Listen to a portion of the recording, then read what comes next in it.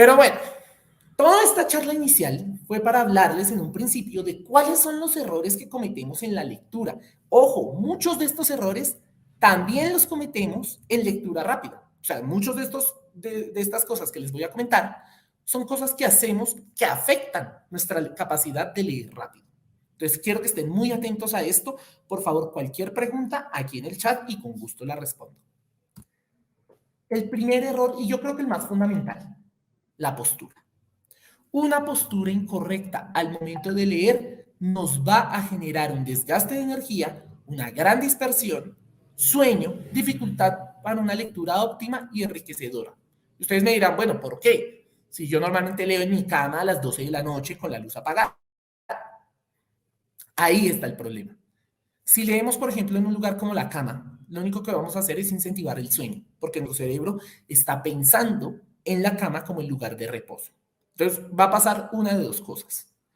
O la cama va a dejar de ser el lugar de reposo y no vamos a poder dormir, o todo lo contrario, no nos va a fluir la lectura y nos vamos a quedar dormidos. La postura es muy importante al momento de leer. Hay que buscar un lugar donde podamos tener la espalda firme, las piernas en el suelo y la cabeza ligeramente inclinada hacia la lectura, sin hacernos daño en nuestra columna. Esto al final ayuda mucho a la concentración. Esto ayuda a evitar la dispersión. Obviamente va a influir en la lectura rápida porque no nos vamos a desconcentrar, no vamos a perder nuestra atención y no nos vamos a desgastar. Ahora, hay que buscar esos espacios. Si no los tenemos, hay que crearlos en nuestra atmósfera, en nuestro lugar de trabajo, en nuestro lugar de estudio, porque van a ser necesarios. No podemos leer en una hamaca, por ejemplo. Lo podríamos hacer si quisiéramos distraernos y el objetivo final no sea leer, sino generar digámoslo así, un descanso. Pero si queremos verdaderamente leer y aprovechar el 100% de la lectura, tenemos que buscar una buena postura. Lo otro, que va muy de la mano, es el reloj biológico. Si empezamos a leer en horarios inadecuados, por ejemplo, a la medianoche, a la 1, a las 2, cuando estamos cansados, después de correr, después de ir al gimnasio, después de una actividad laboral o personal muy exhaustiva, pues vamos a tener fatiga a nivel visual, a nivel físico. Y eso va a causar bostezo y sueño. Nadie puede bostezar con los ojos abiertos. Eso es un hecho, lo cual ya va a hacer que nos perdamos en la lectura. Y si estamos con sueño, pues no vamos a terminar de leer aquello que tenemos que hacer. Hay que buscar cuáles son nuestros horarios óptimos de lectura, cuáles son los horarios en donde podemos leer. Yo personalmente siempre les recomiendo que leamos entre 9 de la mañana, mediodía y entre 3 y 5 de la tarde. Son los mejores horarios para leer, pero no son los horarios que nosotros puede que tengamos. Puede que tengamos que exigirnos al final y leer muy tarde porque tenemos el trabajo, el estudio, porque tenemos mil cosas que hacer. Pero si lo vamos a hacer, tenemos que asumir el riesgo de que la lectura no va a ser tan profunda como si lo hiciéramos en horarios adecuados.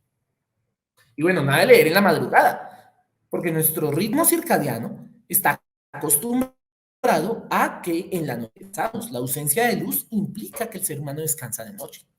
Por lo tanto, si empezamos a tener luz artificial en la noche al momento de leer, sobre todo 2, 3 de la mañana, lo que vamos a hacer es acostumbrar a nuestro cuerpo a que esos son los horarios artificiales de lectura. Y al hacerlo, vamos a ser menos productivos durante el día y más productivos en la noche. Pero nadie quiere ser productivo en la noche, porque la mayoría de acción pasa en el día. Bien, otro error muy común, y este se afecta bastante a la lectura rápida, es la vocalización. La repetición verbal de las palabras durante la lectura causa pérdida de concentración, regresiones en el texto y desgaste mental. Ustedes me dirán, bueno, ¿qué es la vocalización? Más adelante lo vamos a trabajar a mayor profundidad, pero por ahora la vocalización es simplemente hablar mientras leemos. Entonces muchas personas empiezan a leer y cuando leen, leen en voz alta. La repetición verbal de las palabras. ¿Cuánto tiempo nos demoramos pronunciando esas palabras? Nuestro aparato fonológico, nuestra garganta, nuestra laringe, nuestra lengua, tiene unos procesos, se mueve a una velocidad. Eso ya hace que directamente pongamos un freno en nuestra lectura, porque no vamos a poder leer más rápido de lo que se mueve nuestra lengua, de lo que se mueve nuestra garganta y de lo que podemos entonar en nuestra voz. Si empezamos y ese hábito lo mantenemos de leer en voz alta, pues lo único que vamos a hacer es ralentizar nuestro proceso de lectura. Y además, vamos a necesitar escuchar para entender, porque en realidad no estamos leyendo, estamos llevando las palabras a nuestra voz para luego escucharlas y ahí sí entenderlas. Lo cual es un proceso menos directo de lectura que simplemente ver y adquirir información de manera visual, sin la necesidad de un medio auditivo. Otro error muy común que cometemos al leer es no tener un objetivo claro en la lectura. En ese caso, no contextualizarnos con el tema que se pretende leer e intentar leerlo en frío. ¿Qué significa eso? Si vamos a leer un libro, por ejemplo, de, no lo sé, filosofía kantiana, valdría la pena primero entender qué es la filosofía. Valdría la pena primero entender quién es Kant y por qué escribió ese libro. Pero si nos sumergimos de lleno en el libro, sin haber entendido el contexto particular en el que se escribió, cómo se escribió, cuál es su estructura y sobre todo quién es su autor, lo más probable es que no entendamos o no podamos apreciar el 100% de la lectura. Y además pasa otra cosa. Cuando nosotros leemos sin un objetivo, pues no estamos leyendo por nada, no tenemos una meta establecida. Por lo tanto, no estamos verdaderamente motivados en la lectura. Parte fundamental del proceso de leer es buscar motivantes, ya sea extraer una información puntual, ya sea buscar algún cambio que nos ofrezca la lectura a nivel personal o a nivel laboral, o simplemente tener una información exacta y precisa, adquirir la mayor cantidad de información. Pero sí tenemos que tener una meta clara, un objetivo directo y sobre todo evitar leer en frío, contextualizarnos un poco antes. Aunque esto va a sonar muy difícil, intenten no leer bajo altos niveles de estrés. Debemos buscar periodos de calma, donde no haya problemas personales, o donde estos problemas personales, porque siempre los hay, no afecten directamente nuestra concentración. Ahí vale la pena decirnos a nosotros mismos, bueno, estamos acá simplemente para leer. No estamos acá para pensar en las cuentas, no estamos acá para pensar en nuestras familias, en nuestras parejas, estamos acá para leer y necesitamos leer. Por ello, es fundamental evitar esos factores personales o ambientales que contaminan la lectura. Por ejemplo, si estamos leyendo en un carro, en el Transmilenio, no lo sé, en cualquier lugar donde nuestra atención no esté focalizada en la lectura, sino en el paisaje, pues realmente no estaremos leyendo y no estaremos aprovechando el potencial de lectura que tenemos. Además, tampoco estaremos leyendo rápido. El movimiento de los ojos en los buses, en los carros, en lugares donde hay movimiento, aparte del nuestro, va a ser irregular. Y lo único que va a hacer es que tengamos que repetir una y otra vez el mismo renglón o nos devolvamos porque nos perdimos, etc. Bien, otro error. Katia, no podemos leer en voz alta. Respondiendo a tu interrogante, no. Lo ideal es no hacerlo. Leamos en voz alta cuando leamos para varias personas, pero para nosotros mismos evitemos la lectura en voz alta porque va a ralentizar nuestro ejercicio de lectura. Bien, otro error, no repasar lo que leemos. Leer es un ejercicio de interpretación y de análisis. Si solo lo hacemos una vez y ya nos quedamos con eso, pues básicamente es lo mismo que pasa cuando vemos una persona por primera vez. Nos quedamos con la primera impresión, pero no la conocemos a profundidad. Muchas veces, detrás de una palabra, detrás de cualquier significado, hay algo más. Hay algo que nos quiere decir el autor. Detrás de la estructura del texto, de por qué son 4 o 5 párrafos. Leámoslo de nuevo, saquemos un buen provecho de la información. Ahora, esto puede ir en contravía con la idea de leer rápido, claro que sí, pero es que la lectura rápida es para otras circunstancias. Cuando queremos comprender verdaderamente un texto a profundidad, hay que leerlo varias veces. No necesariamente, ténganlo en cuenta, no necesariamente una después de la otra. ¿Qué significa eso? Termino el libro y lo vuelvo a leer. No. Pero quizás en 2, 3 años esa información ya no esté tan fresca en nuestra memoria y valdría la pena reformularla o volverla a interpretar de alguna forma para ver qué ha cambiado en nosotros y en nuestra comprensión del mundo sobre aquello que leímos en ese momento.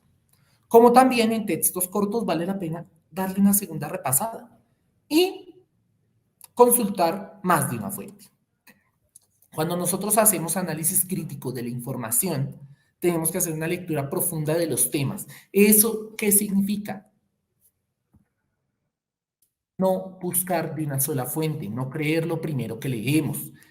En Colombia y en general en el mundo es muy fácil, sobre todo con los medios de comunicación, que lo primero que leamos sea nuestra verdad absoluta, cuando es fundamental buscar varias fuentes de información, no tragar entero, como dicen por ahí. Además de ello, y esto es fundamental, miren, hasta ahora los errores que hemos repasado son errores que afectan nuestra comprensión, pero este error no solo afecta nuestra comprensión, sino afecta nuestra memoria, nuestra capacidad de atención y sobre todo el significado que le damos a aquello que hemos aprendido. No expresar lo leído. Miren, es increíble cuando yo les pregunto a distintas personas en mis clases magistrales o simplemente hablando, ¿cuántos libros han leído este año? No, 5, 6, 7, 10, 20. Todos los días leo un libro distinto. Me encanta la lectura, me encanta leer. Ok, vale, perfecto. ¿De cuántos te acuerdas? ¿De cuántos me puedes sacar un resumen? ¿Cuántos me puedes contar de qué trataban? Ahí ya el número se disminuye. Expresar implica llevar nuestras palabras al contenido.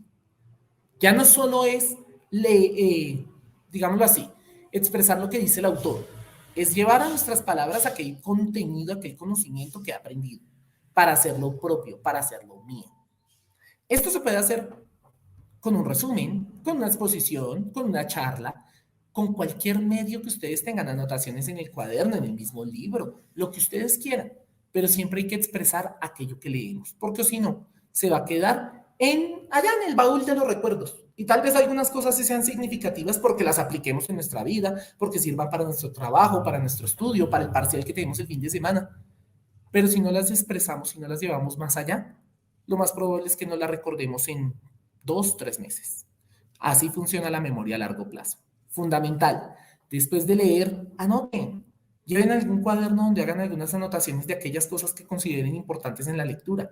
Y que de esas cosas que anoten, que no tienen que ser párrafos completos, no pueden ser, o no tienen que ser necesariamente resúmenes, pueden ser frases sueltas, pero que de ellas ustedes puedan explicarlas y puedan entenderlas. Aquel que sabe explicar algo es aquel que lo comprende. Esto está muy relacionado. Muchas personas cuando leen no toman nota. Esto, bueno, es y no es un error, porque dependiendo de la lectura, dependiendo de para qué sea la lectura, muchas veces no necesitaremos tomar notas. Muchas veces el conocimiento es inmediato, es una hoja, la leemos y ya está. Pero cuando son textos largos, cuando tenemos un examen, cuando tenemos un parcial, necesitamos tomar notas, apuntes, pero que no sea hacer un copy de todo lo que hemos leído, porque entonces si simplemente copiamos todo lo que está ahí, pues digitalícenlo, tómenle una fotografía y ya está. Hagamos algo más. Llevemos a nuestras propias palabras. Utilicemos palabras clave, utilicemos ideas principales, oraciones concretas y sintetizadas que resumen aquello que dice en todo el libro, por ejemplo. Un buen ejercicio para mí siempre es, y lo hago mucho con mis estudiantes, tomamos un párrafo, 2, 4 párrafos de cualquier libro, lo leemos y luego les digo, en una oración, resúmame lo que dice en ese párrafo, y luego en este, y luego en este, y luego en este, pero en una oración. Bien, ya lo resumiste, ahora toma esa oración y resúmelo en 1 o 2 palabras máximo. Y luego, con esas 2 palabras, cuéntame de qué trataba el texto. Solo utilizando esas 2 palabras como clave de memoria. Ya sin el resto, sin el texto y sin la oración, solo con las palabras. ¿Para qué? Para hacer significativo el conocimiento y que sea nuestro. Es un buen ejercicio, podríamos aplicarlo. Y ya por último, o bueno, creo que ya por último, no resaltar las ideas. Muy relacionado con tomar nota, hay personas que prefieren tomar notas, hay personas que prefieren resaltar ideas, es válido dependiendo del formato en el que estén. Tengan cuidado con los códigos de colores, porque si vamos a resaltar de un párrafo, todo el párrafo, pues todo deja de ser importante, porque entonces todo el párrafo, todo el texto se nos vuelve de ese color. Aprendamos a resaltar solo palabras que de nuevo nos lleven a las ideas.